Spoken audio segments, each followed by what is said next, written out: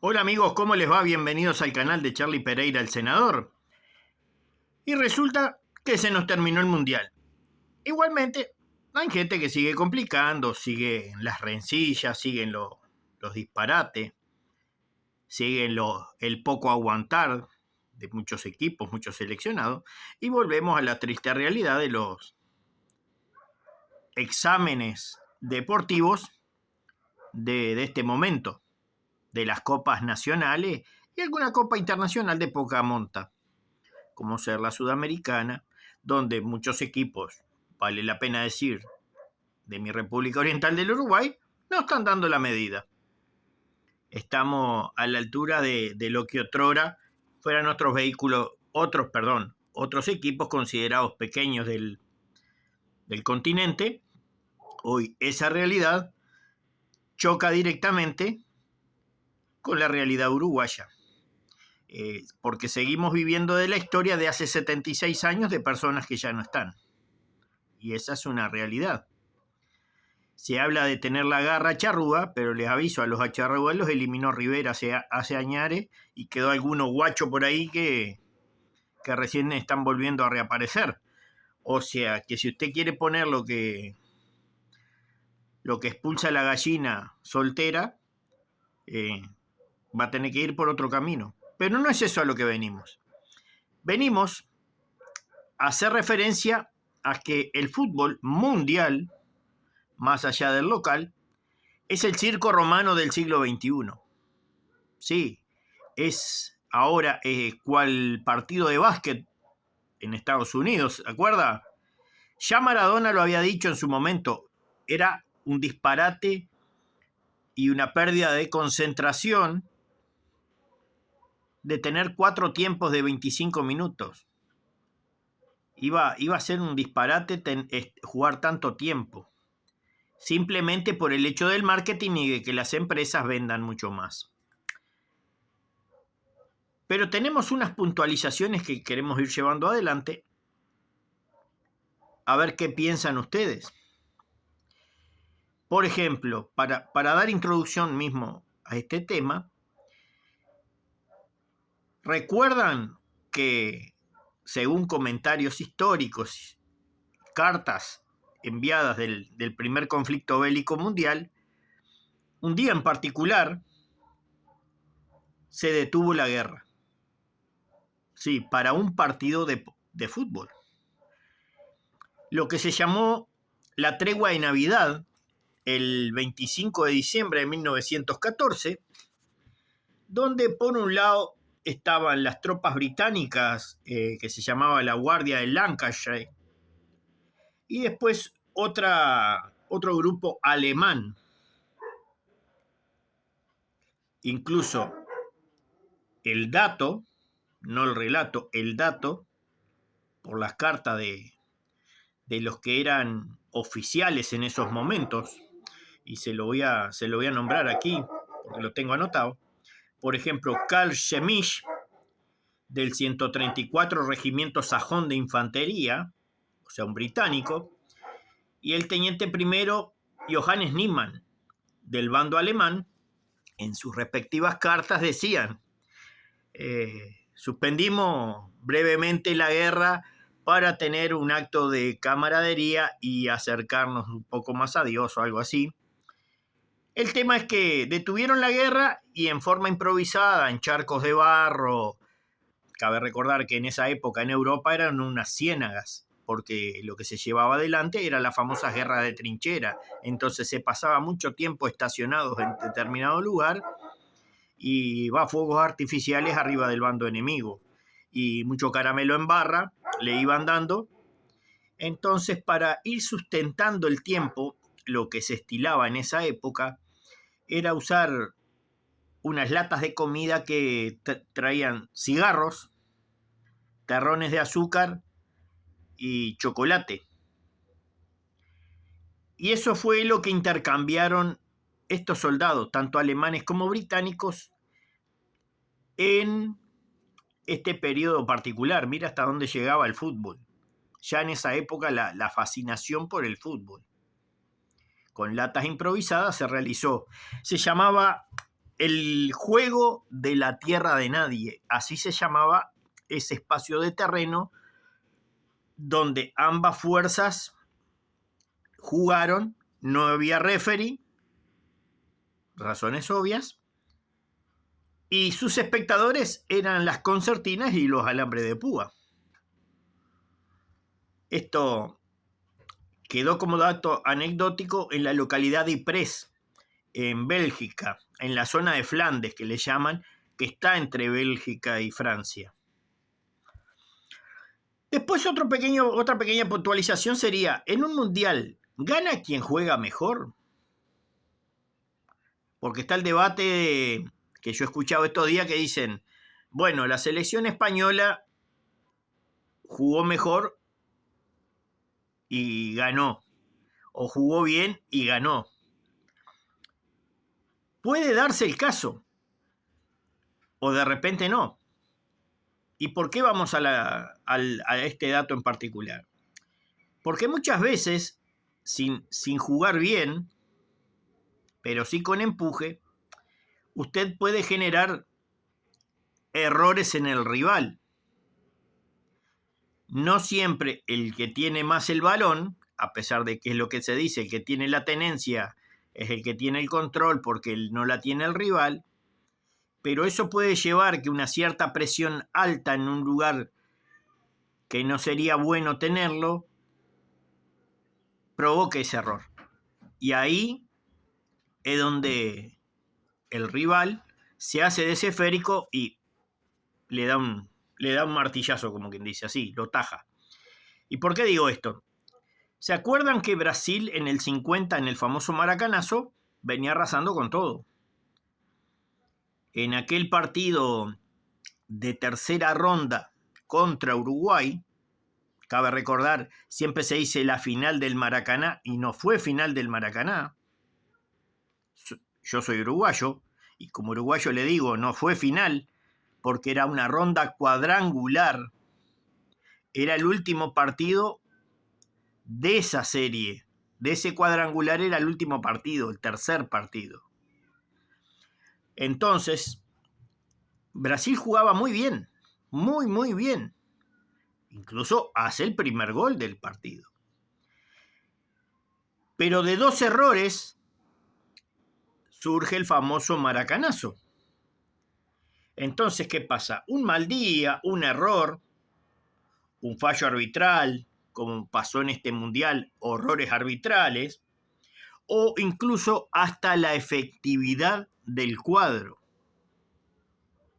Mea culpa o autocrítica, la selección de Uruguay, que tiene poca o ninguna efectividad hacia el arco rival según cual sea este. Muchos dicen que, por ejemplo, jugó contra Cabo Verde contra un cuadro desconocido. Yo, sin embargo, esperaba que hasta pudiera perder con Cabo Verde porque justamente era un cuadro desconocido y no se sabía, pero no el error garrafal contra España, por ejemplo, la campeona del mundo,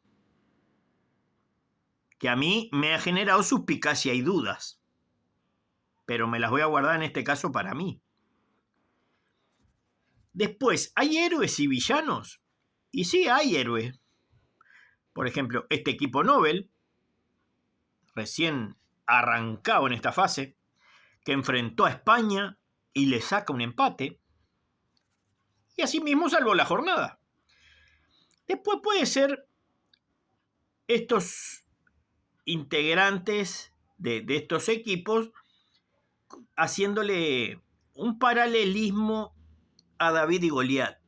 Se enfrentó David al gran Goliat, que fue finalmente la selección campeona España, le logra sacar un empate, la molesta, la va incomodando hasta que finaliza el encuentro. ¿Sí? Y uno de ellos, en este caso, recordamos al goalkeeper, o golero, o guardameta, Bociña, que se transformó en una figura mundialmente reconocida, debido a sus 7 intervenciones contra el equipo español. Después, el villano. El villano es un equipo de élite que vence a un equipo considerado bueno, porque tenemos equipos de élite. Por ejemplo, el caso de Noruega, que sabemos que tiene 2 o 3 jugadores de real importancia, pero si usted, por ejemplo, busca en Alemania, podrá encontrar alguno más de renombre, o tal vez Inglaterra, o tal vez incluso Bélgica, ¿verdad? Cuadros que tienen jugadores de mucha trayectoria. ¿Y qué pasa con ellos? Que ese cuadro, con tal vez menos jugadores de élite, supera al grande. Vamos a decir la batalla en la plaza, que se llama, que hace entrar al equipo más grande por un aro y lo termina castigando y lo vence. ¿Sí? ¿Debido a qué? A errores propios del equipo rival, al más poderoso, o debido a la soberbia, que no toma en cuenta a este rival. Y nos pasó que había una selección que era muy soberbia. Pero cuando le tocó recibir caldo de su propio alimento, no le gustó. Entonces, ¿qué pasa? Los bandos se van armando. En este caso arrancaron 48 y después cada cual iba poniendo su corazoncito a medida que iban pasando las etapas. Ya en 16avos, ya por ejemplo, vamos a decir Uruguay, ya pasó los uruguayos a tener en consideración a otro equipo y a otro y a otro, y fueron como formándose alianzas hasta llegar a esta gran final. Y los villanos son los típicos, los equipos soberbios, son desleales, son golpeadores, son malas personas, los jueces permiten que hagan estas cosas, donde no hay consecuencias o casi ninguna, y cuando esto sucede, nos agarramos de la cabeza, es un horror, ¿cómo los va a pasar esto? ¿Por qué este juez es un malvado? Pero cuando se lo hiciste a otro, ¿valía? ¿Este mamarracho, esa deslealtad valía? Porque si vale para vos, vale para el resto. Y si no, saquen el VAR. Y ahí sí, como en el 96 de la eliminatoria, ¿se acuerdan? Uruguay-Chile. Miren ese video, búsquenlo en internet. Es la verdadera batalla de Troya. La generación de estos mantecas, ¿sí? De estos jugadores mantequitas que hay, que son todos profesionales y son todos millonarios, que hablan de la presión y de, ay, que me ataco de la cabeza, y hablan de una enfermedad mental, cuando algunos que pasamos problemas de enfermedad mental realmente, y sí sabemos lo que es la presión, ustedes no tienen presión si ustedes son millonarios. ¿Qué disparate están hablando? ¿Presión? Si la tienen toda, comen todos los días. ¿Qué están hablando? Hacen lo que les gusta. Tienen los zapatos que les gusta, las medias se las colocan como se les canta, tienen masajista. Vayan a buscarme a ver un obrero de la construcción, a ver cuántos masajistas tiene, a ver cuántas horas tiene que meter, cuántos pesos tiene que levantar. Y le puedo asegurar que un obrero de eso, capaz que no tiene la resistencia pulmonar que tienen ustedes, jugadores profesionales, pero físicamente le dan una pechadita y lo sacan de la cancha. Saquen el VAR, porque total si es marketing. El cabeza rapada es muy probable que para engordar sus ancas, que dicho sea de paso se dice que habría facturado 5.200 millones de dólares libre, toma como emblema un cuadro relativamente fuerte y lo agarra para él y le da unas ayuditas para que llegue, porque total es marketing. No le importa si gana la final, pero sí para que venda, porque si a ese cuadro lo sacan, supóngase que a Uruguay se le hace el marketing necesario. 3 millones de pelotudos somos, 3 millones de técnicos, 3 millones de jugadores. Nos hacen un marketing y nos dan las ayudas, como se le dio a otros equipos, y Uruguay llega. ¿Por qué? Porque el juez inclina la balanza. Pero vamos como si fuera en el 96, a ver quién arrima más la ropa al cuerpo. Porque yo le puedo asegurar que muchos equipos que fueron ayudados con Uruguay, si pasara eso, no ganan. Porque Uruguay, digan lo que digan y hablen de la garra charrúa y hablemos de todos esos golazos, que somos todos patriotas, Uruguay le arrimaba la ropa al cuerpo a varios equipos. Por algo, Uruguay tiene la expulsión más rápida de un mundial. A los 56 segundos el Charly Batista. ¿Se acuerda? Cuando lo agarró al escocés y lo levantó como sorete en pala. Claro. Ya en esa época, ¿qué nos van a decir? ¿Qué nos van a hablar de tener 207.000 personas en contra? Ah, porque no vale los de aquella época. Ah, no vale. Pero le puedo asegurar que si estuvieran vivos, le hubieran dicho, che, yo jugué y me rompí las piernas. Lo hice en otro video anterior. Hablan de garra, sin ayuda, villanos y... Bueno, héroe, que ahora no recuerdo el nombre, en el video está, del canal, búsquenlo en el histórico, un jugador que jugó quebrado, más vendado que un caballo. Eso era un héroe. Entró solamente para complicar al equipo rival.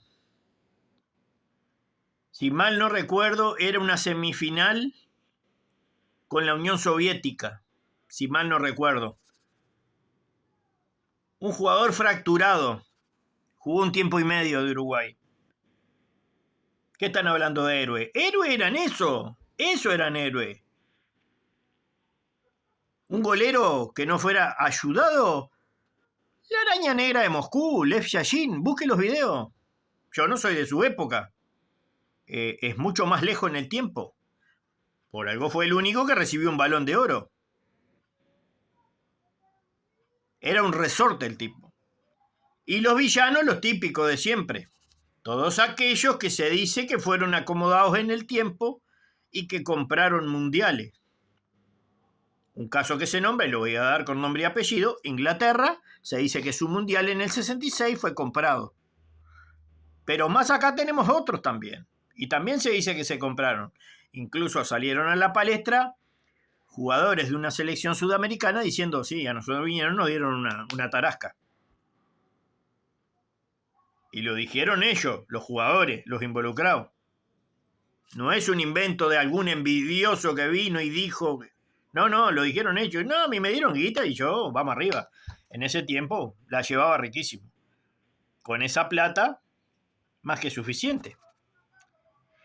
Y después dice, ¿se puede ser objetivo en este deporte? Y es relativo. Porque si usted tiene el corazoncito en su selección o en su cuadro de fútbol, usted no va a ser objetivo. Porque usted va a inclinar la balanza hacia su cuadro. Y es difícil que usted critique a su cuadro. Por ejemplo, en Uruguay, si usted es de Cerro, es difícil que critique a Cerro cuando juega contra Rampla. Y a la inversa pasa lo mismo. Perdón. Si usted es de Danubio y juega contra Defensor, es difícil que usted critique, ¿me entiende? Es difícil que critique cuando juega contra el tradicional rival. Tal vez lo haga contra el otro. Y en la selección, bueno, ni que hablar. Usted puede tener la peor selección de todo el planeta Tierra, pero su selección es la mejor para usted. Y lo va a incomodar de repente que usted diga. Y después, ¿cómo lo puede hacer? Y bueno, si usted... El fútbol, como puede pasar mi caso en particular, yo critico cuadros o selecciones de fútbol desde el punto de vista de que a mí no me interesa el fútbol. Y como a mí no me gusta, puedo llegar a ser un poco más objetivo. Si bien en su momento yo jugué al fútbol. Pero hoy por hoy estoy desinteresado. Incluso puedo llegar a discutir o debatir con un periodista deportivo, que muchos de ellos tienen su especialidad en base a un estudio, pero no a un juego dentro de la cancha. que el periodista deportivo abarca muchas disciplinas, porque no hay una maestría para el fútbol. Se opina desde el conocimiento del deporte como tal. Pero el que está dentro de la cancha, vamos a dar un caso, un programa que se hizo hace poco sobre el Mundial, donde quienes eran los comentaristas, los panelistas, eran técnicos y jugadores. Entonces esa gente no solo tiene la expertise, sino que tiene una sabiduría de haber estado tanto desde la línea de cal hacia adentro, que en este caso los técnicos también habían sido jugadores, sino que también habían estado en la parte de afuera siendo parte integral de un equipo, ¿me entienden? Entonces, la objetividad, muchas veces, ahí sí, porque la persona habla desde la experiencia, habla del debe ser para que funcione algo. No que yo opino que debería ser así y me parece, no, lo sabe, porque el jugador que puede hacer de panelista deportivo sabe lo que está bien y sabe lo que está mal, sabe que si hace determinada jugada lo van a pasar por arriba, si saca de determinada manera se la van a robar y los van a dejar regalados. Le pasó a Uruguay. En fin. Y puede llegar a ser más imparcial en determinado tipo de jugada. Y después, para ir terminando y no hacerlo tan largo el video, ¿para quién es el negocio del fútbol? ¿Para la selección de Uruguay? ¿La selección de Cabo Verde? ¿Para la selección de Irán? ¿Costa de Marfil tal vez? ¿Se puede llegar a distorsionar este deporte? Y la respuesta es sí. ¿Y las selecciones se benefician? Y no, se dice que la FIFA va a pagar en distintos escalones o distintas franjas un total de 871 millones de dólares. Dice, es un platal, casi 900 millones de dólares. Es mucha plata, mucho dinero, mucha guita, mucho cash, mucha tarasca, como usted le quiera decir. Pero la FIFA, por conceptos de marketing, el merchandising, la publicidad, la televisión,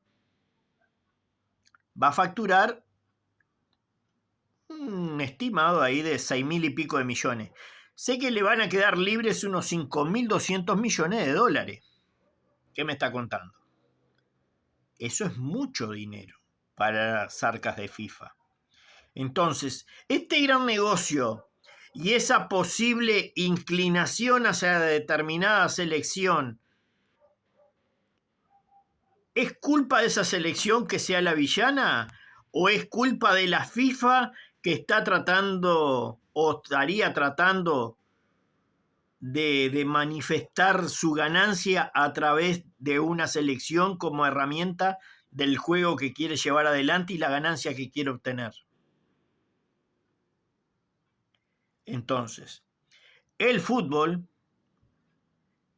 en la figura de su máximo líder representativo mundial, hace las veces de emperador romano, y este deporte cambió los gladiadores por el jugador de fútbol. Amigos, ha sido un placer. Gracias por estar ahí. Suscríbanse al canal, darle like, aprieten el botón de las notificaciones y nos veremos en un próximo trabajo. Un abrazo para todos.